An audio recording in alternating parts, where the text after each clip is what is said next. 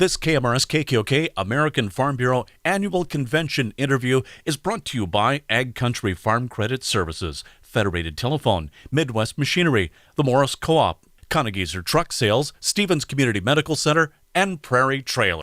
Time once.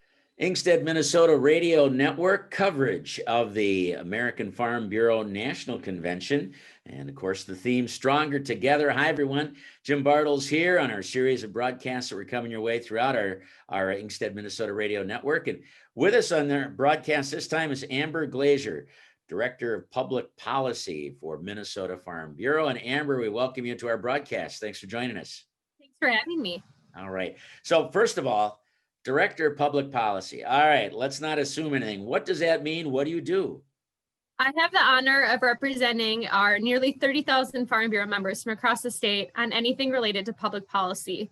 I think the bulk of that work definitely this time of year is at the state capitol here in Minnesota, interacting with our legislators on the interests of our Farm Bureau members. I also do our federal policy work and work with our members of Congress to implement our policies at the federal level. My team also does our grassroots activities, so we work with our Farm Bureau members on how to interact with their legislators, how to tell their own stories and those kind of things. So a lot of different varieties, but this time of year, it's definitely interacting with our legislators and making sure Farm Bureau members have a voice at the state capitol and out in DC. So while these are a little different times with COVID, I assume you probably normally, on a normal year, you might be at the capitol a little bit too, doing some work and lobbying, right? Yes, this session has looked very different already. We're only in week 2, but everything's virtual at the state capitol this year. And so we're watching hearings remotely, but we're definitely, I think, interacting more with legislators than we have in the past, which I think is really interesting. Both at the state and federal level, I think there's definitely an appetite to make sure that elected officials are still hearing what's happening at that boots on the ground level, because they're not seeing people in the coffee shops when they're home or anything. So that I think our FaceTime with elected officials has actually increased, which is a good thing for Farm Bureau members, I think. So I'm assuming with the national convention, virtual, of course, there have been sessions about policy. What have been some of the key topics that are coming up with that right now? AFBF went virtual this year, which has offered a unique opportunity to allow Farm Bureau members that normally wouldn't have been in San Diego with us to watch some of those sessions. And there were a lot of really hard-hitting policy sessions this year. We addressed cattle markets, which has been an ongoing issue, especially as we look at some of the impacts on COVID. A hot topic is always broadband. And so there was how we stay connected in a virtual world. And that really dug into some of the details on broadband policy and some of those things as well. There's also an opportunity for AFBF President Zippy Duvall to have a conversation with Beth Ford, the CEO of Land O'Lakes here in Minnesota. And that was a really good conversation about just kind of the ag industry in general and how we work together in some of those issues facing everyone, not just Farm Bureau. So a lot of really good conversations. And the best part about the virtual setting is that all the programming is on demand. So it's all recorded so people can register and watch that even after convention ends. Amber, before we take a break, so we're talking about the national scene and so forth. Colin Peterson used to be the ranking chair, Ag Committee. That's changing. Tell us where things are at with that, because especially in Minnesota, Peterson's from Minnesota. People knew him well. I think the general feeling is he did a great job representing agriculture. What about this transition, and how's Farm Bureau feeling about this? 117th Congress looks really different from a Minnesota perspective in agriculture. Chair Peterson served Minnesotans well, agriculture well, and this Congress, we have new leadership in the Ag Committee. The new chairman is from Georgia. The ranking member is from Pennsylvania. On the Senate side, we now have Chair Stabenow from Michigan, who's the only returning committee chair or ranking member on the Ag committees. And so we've got a very different voice just from a Midwest perspective that leadership has shifted to Southern states. And so that I think will change the conversation.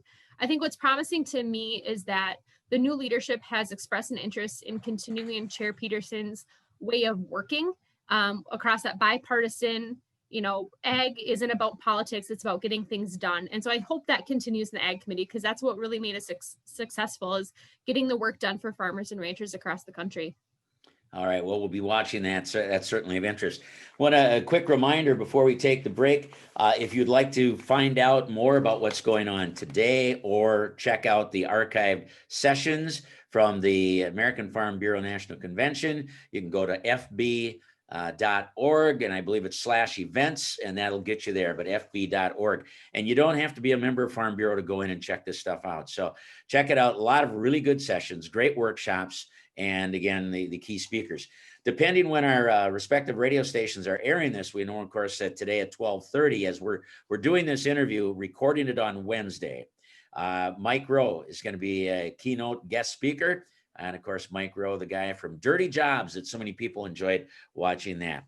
And Amber Glaeser continues to be with us, Director of Public Policy, Minnesota Farm Bureau. Amber, how long have you held that position with Minnesota Farm Bureau? I've been on the public policy team since 2012.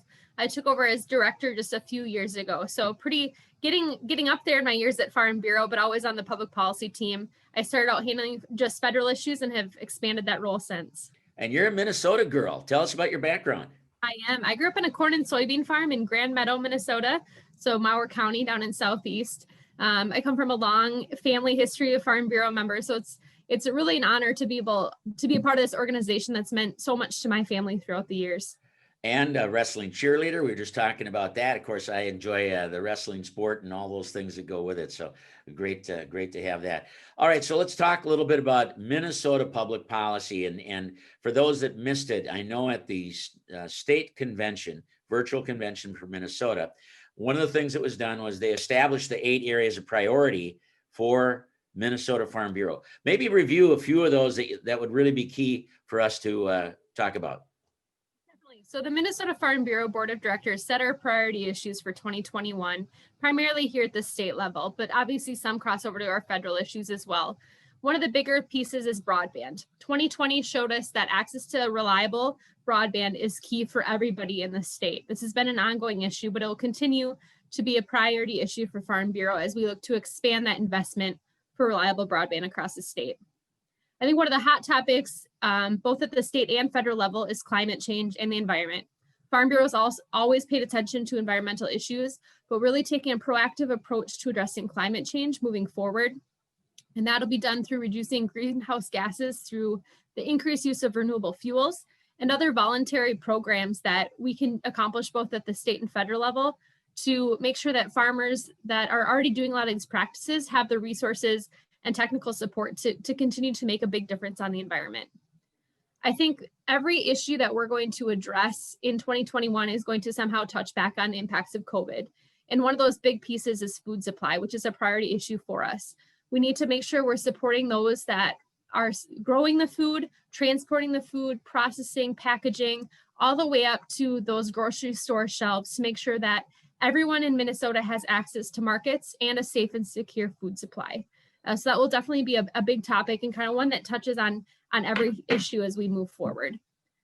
I think another big topic this year as we look at state budget will be research and investment. From an ag budget perspective, we want to make sure that we're continuing to invest into research programs. Here in Minnesota, one of those biggest programs is AGREET, the Agriculture Research, Education, Extension, and Technology Transfer Program. It's a lot of words for a simple acronym, but it's really just research at the University of Minnesota that's played such a big role into the success of Minnesota agriculture. And finally, another big area that Farm Bureau is always active on is tax policy. That's a fun one. And over the last few years, we've seen a lot of success on making advances in a tax code that works for farmers and ranchers. The Ag to School tax credit continues to grow, which has been a huge support for agriculture and our school systems and rural communities across the state. So we want to make sure we're protecting that tax credit to make sure that farmers and ranchers continue to address property tax issues through that.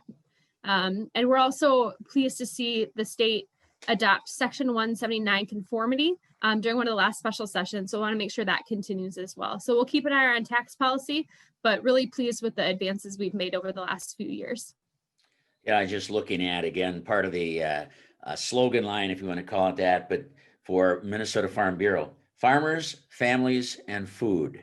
All of that ties into the things that you were just talking about, and it's great. And you guys are advocates for the farmers, for agribusiness in general, and you got a lot of work on your hands, a lot of things to stay on top of, and representing our 30,000 members in Minnesota. Exactly. There's a lot of issues that impact the whole state, from that farm perspective, the rural community perspective, and you're right, that food perspective of how we make sure that, especially in the tough times we're in right now, that every Minnesotan has access to that food supply that Minnesota farmers are so proud to grow. Amber, if it's okay, we probably have some listeners and perhaps viewers now, as well as we're also putting this on a number of our Facebook and sites and web pages. If someone wants to get a hold of you and give you their input or have a question, how should they get a hold of you? What would be a contact information that we could share on this broadcast? I always love to hear from farmers and ranchers across the state on the issues that are impacting their families, their farms, their businesses, and their communities. So always happy to talk to Farm Bureau members or those interested in being a Farm Bureau member too. Our contact information is available on our website, fbmn.org. Always happy to take phone calls as well. Please reach out. My phone number is 507-272-6677. And so happy to hear those stories of the issues that are impacting our farmers so that I can help share those stories with our elected officials, and help those farmers share those stories too directly to their elected officials. Once again, the website, fbmn.org. Check on it there. And Amber, your phone number one more time. 507-272-6677. Amber, we could talk a lot longer, certainly about Farm Bureau, about wrestling, whatever it would be, but it's great to have you with us, and thanks for giving us a few minutes of your time during the American Farm Bureau National Convention. Thank you so much. Thank you so much, Jim. That's going to wrap up this broadcast on the Ingstead, Minnesota Radio Network. We hope you enjoyed. More broadcasts still to come. Jim Bartels reporting for the Ingstead, Minnesota Radio Network.